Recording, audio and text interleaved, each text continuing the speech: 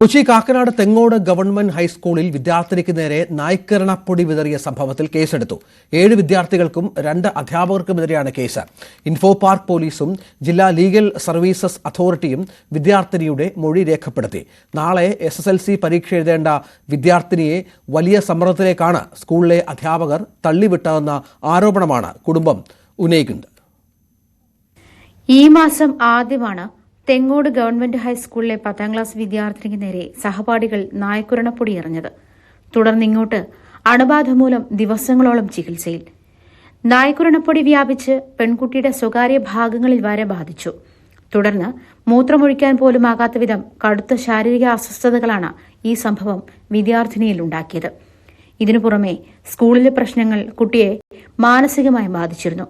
തുടർന്ന് കൌൺസിലിംഗ് അടക്കം നടത്തിയാണ് കുട്ടി സാധാരണ നിലയിലേക്ക് തിരികെ വന്നുകൊണ്ടിരിക്കുന്നത്. കൗൺസിലിംഗ് കഴിഞ്ഞ് എനിക്ക് മരുന്നുണ്ട്. ഇപ്പൊ ടെൻഷൻ, ടീച്ചർമാരെ പേടിക്കണതിനൊക്കെ ഉള്ള ഉറക്കമൊന്നും ശരിയാവുണ്ടായിരുന്നില്ല. അതിനെ തുടർന്ന് എനിക്ക് മരുന്നുണ്ട്. ഇനി 10ാം തീയതി എക്സാം കഴിഞ്ഞിട്ട് ഒന്ന് ചെന്ന് കാണാൻ പറഞ്ഞിട്ടുണ്ട്. എൻ്റെ ബാക്കിയുള്ള കാര്യങ്ങളും കൂടി അറിയണം എന്നോർത്ത്, ഇപ്പൊ എങ്ങനെ സിറ്റുവേഷൻ അറിയണം എന്നോർത്ത് എനിക്ക് അങ്ങനെ ഒരു തന്നിട്ടുണ്ട് ഡോക്ടർ. ഇപ്പൊ ഇങ്ങനെയൊക്കെ നടക്കണമെന്നുള്ളൂ. എനിക്ക് ടെൻഷനുണ്ട്. എക്സാം എൻ്റെ അടുത്ത് തന്നെ. എനിക്ക് ഒരുങ്ങാനൊന്നും പറ്റിയിട്ടില്ല. കടുത്ത വേദനയുണ്ടായിരുന്നപ്പോഴും SSLC പരീക്ഷ ചൂണ്ടിക്കാട്ടി സ്കൂളിൽ പോകാനും നിർബന്ധിതയായി. ക്ലാസ്സിലെത്തിയില്ലെങ്കിൽ പരീക്ഷ എഴുതാനാകില്ലെന്ന് ക്ലാസ് ടീച്ചർ ശ്രീകാന്ത് ഭീഷണിപ്പെടുത്തിയെന്നും പരാതിയുണ്ട്. സാർ എന്നെ ഒരു ഭീഷണിപ്പെടുത്തുമായിരുന്നു. എനിക്ക് SSLC എക്സാം എഴുതാൻ പറ്റില്ല, അറ്റൻഡൻസ് കുറവാന്ന് പറഞ്ഞ് സാർ എന്നെ ഭീഷണിപ്പെടുത്തി. ഭീഷണിയുടെ പേടിയും കൊണ്ട്, ഇവരെ രണ്ടുപേരും എനിക്ക് പേടിയാണ്, ടീച്ചറെ ശ്രീകാന്ത് സാറിനെ പേടിയും കൊണ്ട് ഞാൻ ക്ലാസ്സിൽ ചെന്നപ്പോ 9ാം ക്ലാസ്സിൽ പഠിക്കണ ഒരു കൊച്ചിനെ ചൂണ്ടിക്കാട്ടി, നിനക്കിപ്പോ വീണ വേദന, അതായത് എന്നെ ഇപ്പൊ ഇതില് ചെറിയൊരു സാമ്പിളാക്കി മാത്രമേ കാട്ടിയിട്ടുള്ളൂ, ഇതൊക്കെ മേലെ ഒരു സാധനം വരാനിരിക്കണ്ട ആ സ്കൂളില്. ഇതിനെല്ലാം ഈ ടീച്ചറായാലും ശ്രീകാന്ത് സാറായാലും ഭയങ്കര സപ്പോർട്ടാണ്. പ്രശ്നങ്ങളെല്ലാം മറച്ചുവെക്കാനും കുറ്റക്കാരെ സംരക്ഷിക്കാനുമാണ് സ്കൂൾ അധികൃതരും പോലീസും ശ്രമിക്കുന്നതെന്നാണ് കുടുംബം ആരോപിക്കുന്നത്. വിഷയത്തിൽ പ്രധാന അധ്യാപിക ഉൾപ്പെടെയുള്ളവർ വിദ്യാർത്ഥിനിയോട് കാട്ടിയത് അങ്ങേയറ്റം മനുഷ്യത്വരഹിതമായ സമീപനമായിരുന്നുവെന്ന് അമ്മ പറയുന്നു. കുട്ടികൾ തമ്മിൽ കളിക്കുമ്പോഴുണ്ടായ അപകടമാണെന്നാണ് പ്രധാനാധ്യാപിക ജിഷ നൽകിയ വിശദീകരണം. എന്നാൽ തന്റെ മകൾ അനുഭവിച്ച ദുരിതത്തെ നിസ്സാരവൽക്കരിക്കുകയാണ് സ്കൂൾ അധികൃതരെന്നാണ് അമ്മയുടെ പരാതി. ഒരു സ്കൂളിലെ PTA എന്ന് പറയുന്നത് ആ സ്കൂളിനെ പ്രൊട്ടക്ട് ചെയ്യുന്നതായിരിക്കണം. ഈ സ്കൂളിലെ PTA പ്രസിഡന്റ് എന്ന് പറയുന്നത് DYFIയുടെ സംസ്ഥാന കമ്മിറ്റി അംഗമാണ്. അവർക്ക് എന്ത് ഉത്തരവാദിത്വം ഉണ്ട്? PTA അംഗം എന്താണ് ചെയ്തത്? അവർ ലോ പഠിക്കുന്നതാണ്, DYFIയുടെ സംസ്ഥാന കമ്മിറ്റി അംഗങ്ങളാണ്. എന്താണ് ഇവരെല്ലാം ഈ പ്രസ്ഥാനത്തിൽ നിന്നിട്ട് യുവജനങ്ങൾക്ക് പകർന്നു കൊടുക്കേണ്ടത്? ഒരു പെൺകുട്ടിക്ക് സംഭവിച്ചത് ഒരു പെൺകുട്ടി എന്ന നിലയിലെങ്കിലും ഒരു വനിതാ നേതാവ് മനസ്സിലാക്കിയിരുന്നെങ്കിൽ ആ കുട്ടിക്ക് ഒരു സപ്പോർട്ട് കൊടുത്ത് ഇന്ന് ആ കുട്ടി അനുഭവിക്കുന്ന വേദനകൾക്കെതിരെ എന്തെങ്കിലും ഒരു നടപടിക്ക് അവർ വന്നേനെ. ഇവരെയെല്ലാം ഈ പാർട്ടി എന്തിനു വെച്ചു പൊറപ്പിക്കുന്നു? വിദ്യാഭ്യാസ മന്ത്രിയുടെ നിർദ്ദേശത്തെ തുടർന്ന് വിദ്യാഭ്യാസ ഡെപ്യൂട്ടി ഡയറക്ടറേറ്റിലെയും DEO AEO ഓഫീസുകളിലെയും ഉദ്യോഗസ്ഥരെത്തി വിവരങ്ങൾ ശേഖരിച്ചിട്ടുണ്ട്. ഇൻഫോ പാർക്ക് പോലീസ് വീണ്ടും കുട്ടിയുടെ മൊഴിയെടുത്തു. ജില്ലാ ലീഗൽ സർവീസസ് അതോറിറ്റിയും വിദ്യാർത്ഥിനിയുടെ മൊഴി രേഖപ്പെടുത്തിയിട്ടുണ്ട്. SSLC പരീക്ഷ എഴുതാൻ സഹായിയെ നൽകാമെന്ന് വിദ്യാഭ്യാസ വകുപ്പ് വാഗ്ദാനം നൽകിയെങ്കിലും വിദ്യാർത്ഥിനി അത് നിരസിച്ചു. പരീക്ഷയ്ക്ക് ശേഷം സംഭവത്തിൽ നടപടി സ്വീകരിക്കാനാണ് പോലീസ് ആലോചിക്കുന്നത്. വിഷയം കഴിഞ്ഞ ദിവസം തൃക്കാക്കര നഗരസഭാ കൌൺസിൽ യോഗത്തിലും ചർച്ചയായിരുന്നു. ന്യൂസ് 18 കൊച്ചി. ആജ്ഞ രവീന്ദ്രൻ വിവരങ്ങൾ പങ്കുവെക്കും. ആജ്ഞ, ഈ വിദ്യാർത്ഥികൾക്ക് നമുക്കറിയാം ന്യൂസ് 18 വാർത്തയെ തുടർന്ന് ഇന്ന് രാവിലെയാണ് ഈ അധ്യാപകർക്കും സഹപാഠികൾക്കുമെതിരെ കേസ് എടുത്തത്. ഇങ്ങനൊരു സംഭവത്തിന്റെ പശ്ചാത്തലം എന്താണ്? സ്കൂളുകളിലൊക്കെ ഇങ്ങനെ സംഭവിക്കുക എന്ന് പറയുമ്പോൾ അതിന് പിന്നിൽ എന്തെങ്കിലും കൃത്യമായ ലക്ഷ്യങ്ങൾ കൂടി കാണുമല്ലോ. കഴിഞ്ഞ വർഷമാണ് ഈ സ്കൂളിലേക്ക് ഈ പെൺകുട്ടി പഠിക്കാനായി ചെന്നത്. ആ സമയത്ത് മുതൽ അവിടെ കഠിനമായ റാഗിങ്ങിന് പെൺകുട്ടി ഇരയാകുന്നുണ്ടായിരുന്നു എന്ന് തന്നെയാണ്, സീനിയർ വിദ്യാർത്ഥികളിൽ നിന്നും കഠിനമായ റാഗിങ്ങിന് ഇരയായിരുന്നു എന്ന് തന്നെയാണ് പെൺകുട്ടി സാക്ഷ്യപ്പെടുത്തുന്നത്. അങ്ങനെയാണ് ഇത് ഇവരുടെ നേരെ നായ്ക്കുരണപ്പൊടി വിതറുകയും, അതായത് ഒരു കവർ നിറയെ ഈ കായ കൊണ്ടുവന്ന് പൊട്ടിച്ചിടുകയായിരുന്നു. അതായത് ഈ നായ്ക്കുരണപ്പൊടി ഇത്തരത്തിലിട്ടാൽ മറ്റു കുട്ടികൾക്ക് ബുദ്ധിമുട്ടാകും, അവർക്ക് ശാരീരിക അസ്വസ്ഥതകൾ ഉണ്ടാകും. ഇത് ഇത്തരത്തിൽ മറ്റുള്ളവരെ ഉപദ്രവിക്കാൻ പ്രയോഗിക്കാൻ കൊള്ളാമെന്നുള്ള അറിവോടുകൂടി തന്നെയാണ് ഈ ഇതിന്റെ കായ കൊണ്ടുവന്നത് എന്ന് തന്നെയാണ് കുട്ടി അങ്ങനെയാണ് നമ്മളോട് ആ കുട്ടി വെളിപ്പെടുത്തുന്നത്. അങ്ങനെയാണ്. കാരണം ഇതിന് ഉപയോഗിച്ച ശേഷം, ഇതിന്റെ ശരീരത്തിൽ ഉപയോഗിച്ച ശേഷം അതിന് ഈ പൊടി പടർന്നാണ് അതിന്റെ ഈ ഇന്റേണൽ ഓർഗൻസ് വരെ, അതായത് സ്വകാര്യ ഭാഗങ്ങളിൽ വരെ ഈ നായ്ക്കുറണപ്പൊടിയുടെ മുള്ള് തറഞ്ഞിരിക്കുകയും അതിന് പിന്നെ ഗൈനക് പരിശോധനകൾ വേണ്ടി വരികയും അതിന് വേണ്ട മെഡിക്കേഷൻസ് എടുക്കുകയും ചെയ്തിരുന്നു. ആ ഒരു സാഹചര്യത്തിൽ മാത്രമല്ല, പെൺകുട്ടിയോട് ഇത്തരം വലിയ ക്രിട്ടിക്കൽ സാഹചര്യത്തിൽ നിൽക്കുന്ന ഒരു പെൺകുട്ടിയോട് 14-15 വയസ്സുള്ള ഒരു പെൺകുട്ടിയാണ്. അതിന് വേണ്ട മോറൽ സപ്പോർട്ട് കൊടുക്കാതെ അധ്യാപകരും അത് മറ്റ് ഇൻഫെക്ഷൻസ് കൊണ്ടുണ്ടായതാണ് എന്ന് ആ പെൺകുട്ടിയെ തള്ളിക്കളയുകയും ഈ ഉപദ്രവിച്ച കുട്ടികളെ ചേർത്ത് നിർത്തുകയും ചെയ്യുന്ന ഒരു രീതിയായിരുന്നു പ്രധാന അധ്യാപിക ദിശയുടെ ഭാഗത്തുനിന്നും അതുപോലെ ക്ലാസ് ടീച്ചറിന്റെ ഭാഗത്തുനിന്നും ഒക്കെ ഉണ്ടായത് എന്നുള്ള വെളിപ്പെടുത്തലാണ് എന്നുള്ള ആരോപണങ്ങളാണ് കുട്ടിയുടെയും അവരുടെ കുടുംബത്തിന്റെ ആരോപണങ്ങൾ അത്തരത്തിലാണ്. അതേ തുടർന്നാണ് ഇപ്പോൾ പോലീസ് കേസ് എടുത്തിട്ടുള്ളത്. ഇന്നലെ ഇൻഫോ പാർക്ക് പോലീസ് നമ്മൾ അവിടെ ചെന്നപ്പോൾ കുട്ടിയുടെ മൊഴി എടുക്കുന്നുണ്ടായിരുന്നു. ഇതിൽ 7 വിദ്യാർത്ഥികൾക്കെതിരെ, ആരോപണ വിധേയരായ 7 വിദ്യാർത്ഥികൾക്കെതിരെ കേസെടുത്തിട്ടുണ്ട്. അതുപോലെ തന്നെ 2 അധ്യാപകർക്കെതിരെയും, അത് ഈ പ്രധാന അധ്യാപിക ജിഷയ്ക്കും അതുപോലെ ക്ലാസ് ടീച്ചറായിരുന്ന ശ്രീകാന്തിനും എതിരെയാണ് കേസെടുത്തിരിക്കുന്നത്. ആ ഒരു സാഹചര്യത്തിൽ ഇതിൽ കൂടുതൽ, അതായത് നാളെ SSLC പരീക്ഷ തുടങ്ങുകയാണ്. ഈ പരീക്ഷയ്ക്ക് വേണ്ടി ഈ പെൺകുട്ടിയെ അതിന്റെ തയ്യാറെടുപ്പിന് വേണ്ടിയിട്ട് അതിന് സൈക്കോളജിക്കൽ ട്രീറ്റ്മെന്റ് നൽകുന്നുണ്ട്.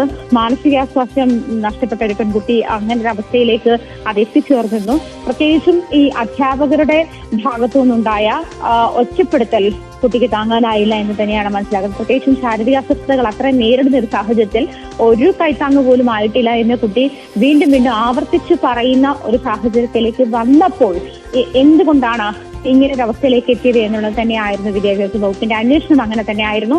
ഇന്നലെ ലീഗൽ സർവീസസ് അതോറിറ്റിയും ഇതുമായി ബന്ധപ്പെട്ട് മൊഴിയെടുത്തിട്ടുണ്ട്. വരും ദിവസങ്ങളിൽ ഈ കേസ് കൂടുതൽ ജുഡീഷ്യറിയുടെ മേൽനോട്ടത്തിലേക്ക് പോകാനുള്ള സാഹചര്യങ്ങളും കണക്കിലെടുക്കുന്നുണ്ട്. SSLC പരീക്ഷ നാളെ തുടങ്ങുന്നത് കൊണ്ട് തന്നെ പരീക്ഷ കഴിഞ്ഞ ശേഷമായിരിക്കും ഒരുപക്ഷെ ഇതിനുമേലുള്ള തുടർ നടപടികൾ ഉണ്ടാവുക എന്നാണ് മനസ്സിലാക്കാൻ കഴിയുന്നത്. സാമൂഹ്യ പ്രവർത്തക അധ്യാപികയുമായ ശ്രീമതി ജിജി കൂടി ഈ വിഷയത്തിൽ ടെലിഫോൺ ലൈനുണ്ട്. ശ്രീമതി ജിജി, ഇപ്പോൾ ഇന്ന് 7 വിദ്യാർത്ഥികൾക്കെതിരെയാണ് കേസെടുത്തിരിക്കുന്നത്. ആരോപണമുയർന്ന അധ്യാപകർക്കെതിരെയും 2 അധ്യാപകർക്കെതിരെയും കേസെടുത്തിട്ടുണ്ട്. ഈ സംഭവത്തിന്റെ ഒരു പശ്ചാത്തലം നമ്മൾ ഈ ഒരു സാധാരണ സംഭവമായി ഇതിനെ കാണാൻ പറ്റില്ലല്ലോ. കേസെടുക്കാനും ഒക്കെ ഒരുപാട് വൈകി, ചില സ്വാധീനങ്ങളുണ്ട് എന്ന ആരോപണങ്ങളും ഒക്കെ ഉണ്ട്. എന്താണ് താങ്കൾ മനസ്സിലാക്കുന്നത് ഈ വിഷയത്തിൽ? എന്റെ ഒരു മോൻ അവിടെ പഠിക്കുന്നുണ്ട്. ഇപ്പൊ നിലവിൽ തെങ്ങോട് സ്കൂളില് 2 കുട്ടികൾ അവിടെ പഠിച്ചിട്ട് ഒരു കുട്ടിയെ ഞാൻ ഇടയിൽ വെച്ചിട്ട് വേറൊരു സ്കൂളിലേക്ക് മാറ്റേണ്ട സാഹചര്യം കഴിഞ്ഞതിന്റെ മുൻപിലത്തെ വർഷം ഉണ്ടായിരുന്നു.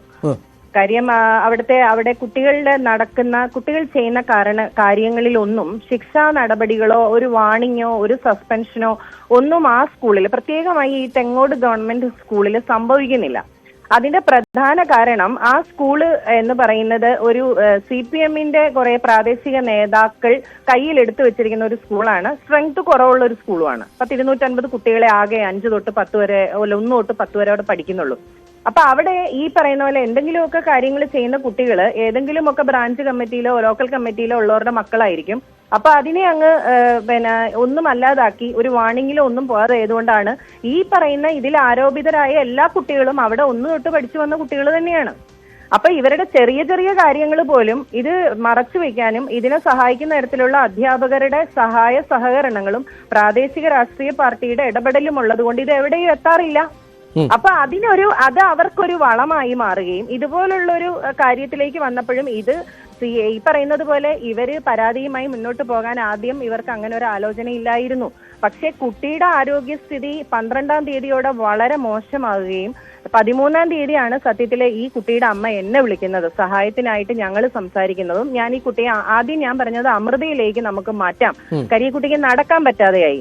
അപ്പൊ അങ്ങനെ പറഞ്ഞപ്പോ ഞാൻ പറഞ്ഞു പക്ഷെ അമൃതയിലേക്ക് മാറ്റുന്നതിന് മുൻപ് നിങ്ങൾ ചികിത്സിച്ചിരുന്ന ആശുപത്രിയുമായി ബന്ധപ്പെടണം എന്ന് പറഞ്ഞു. അങ്ങനെ അവിടെ പോയി. ഈ സമയത്തൊന്നും ഈ പറഞ്ഞ അധ്യാപകരുടെയും സ്കൂളിന്റെ ഒന്നും ഭാഗത്ത് നിന്ന് ഒരു ഇടപെടൽ ഉണ്ടായില്ല എന്നുള്ളതാണ് നിങ്ങൾ മനസ്സിലാക്കേണ്ടത്. ഇവിടെ സ്ത്രീ ശാക്തീകരണവും സമത്വവും പറയുന്ന ഡിവൈഎഫ്ഐയുടെ സംസ്ഥാന സെക്രട്ടേറിയറ്റ് അംഗമായ മീനു സുകുമാരനാണ് സ്കൂളിന്റെ PTA പ്രസിഡന്റ്. ഡിവൈഎഫ്ഐയുടെ സംസ്ഥാന സെക്രട്ടേറിയറ്റ് അംഗവും ഒരു സ്ത്രീയുമായ Meenu Sukumaran PTA president. PTA പിടിച്ചെടുത്തതാണ്. വലിയ പാർട്ടി സന്നാഹങ്ങളുണ്ടെന്ന് PTA പിടിച്ചെടുത്ത് അവിടെ പ്രവർത്തിക്കുന്ന രക്ഷിതാക്കളെയൊക്കെ മാറ്റിവെച്ചുകൊണ്ട് വലിയ രാഷ്ട്രീയ സ്വാധീനവും ഈ പറയുന്ന ജിസയും ശ്രീകാന്തും എന്നുള്ള 2 അധ്യാപകരുടെ പിന്തുണയോടുകൂടി PTA പിടിച്ചെടുത്തതാണ് ഈ വർഷം അവര്. ആ പിടിച്ചെടുത്ത PTAയുടെ പ്രസിഡന്റ് എന്ന് പറയുന്ന ഇയാള് 3-ാം തീയതി ഈ കുട്ടിക്ക് ഇങ്ങനെ ഒരു സംഭവം നടന്നിട്ട് 10ാമത്തെ ദിവസം ഞാൻ ഇടപെട്ടുകയും ഈ കുട്ടി ആശുപത്രിയിലാകുകയും ചെയ്യുന്ന അന്നാണ് ഈ പറയുന്ന DYFIയുടെ സംസ്ഥാന സെക്രട്ടേറിയറ്റ് അംഗം കൂടിയായ മീനു സുകുമാരൻ ഈ വിഷയത്തിൽ ഇടപെടുന്നത്. 15ാമത്തെ ദിവസം ഈ കുട്ടി ഡിസ്ചാർജ് ആകുന്ന അന്ന് കേസ് കൊടുത്തതിനോടൊപ്പമാണ് വാർഡ് കൗൺസിലറും CPMന്റെ പ്രതിനിധിയുമായ അനിത ജയചന്ദ്രൻ അവിടെ എത്തുന്നത്. ഇവരോടൊക്കെ വിവരമറിയാൻ സംസാരിച്ച മാധ്യമപ്രവർത്തകരോട് വളരെ മോശമായി പ്രതികരിച്ച ആളും കൂടാണ് അനിത ജയചന്ദ്രൻ. ഒരു കാര്യം മനസ്സിലാക്കേണ്ടത്, ഈ നമ്മൾ ഒരു സ്കൂളിൽ നടക്കുന്ന കാര്യങ്ങൾ പുറത്തുനിന്നുള്ളവർ വന്ന് കൈകാര്യം ചെയ്യുകയും ഇതിനെ മൂടിവെക്കാൻ ശ്രമിക്കുകയും പലവട്ടം തെങ്ങോട് സ്കൂളിൽ നടന്നതാണ്. പാമ്പ് കടിച്ചിട്ടുണ്ട്, പട്ടി കടിച്ചിട്ടുണ്ട്, ആ കുട്ടിയിലെ ഇതൊക്കെ സംഭവിച്ചപ്പോഴും മൂടി വെച്ച്. പക്ഷെ ഈ ഒരു വിഷയം വന്നപ്പം ആ കുട്ടി അവരുടെ അമ്മ വീട്ടുവേലയെടുത്ത് ഈ 2 കുട്ടികളെ നോക്കുന്ന ഒരു സിംഗിൾ പേരന്റ് ആണ്. ആരും സഹായിക്കാനില്ലാത്ത അവസ്ഥയിലാണ് സഹായിച്ചതും. ഇങ്ങനെ നിയമത്തിന്റെ ഇതിലേക്ക് കൊണ്ടുവന്നത് ആരും ശിക്ഷിക്കപ്പെടണമെന്നോ ഇവര് വലിയ കുറ്റം ചെയ്യുന്നുള്ളതല്ല. പക്ഷെ ഇത് പൊതുസമൂഹത്തിന് ഇതൊരു വാണിംഗ് ആയിരിക്കണം. തീർച്ചയായും നന്ദി ശ്രീമതി ജിജി ഈ വിഷയത്തിൽ പ്രതികരിച്ചതിന്. ആജ്ഞ രവീന്ദ്രനും വിവരങ്ങൾ പങ്കുവച്ചിരുന്നു.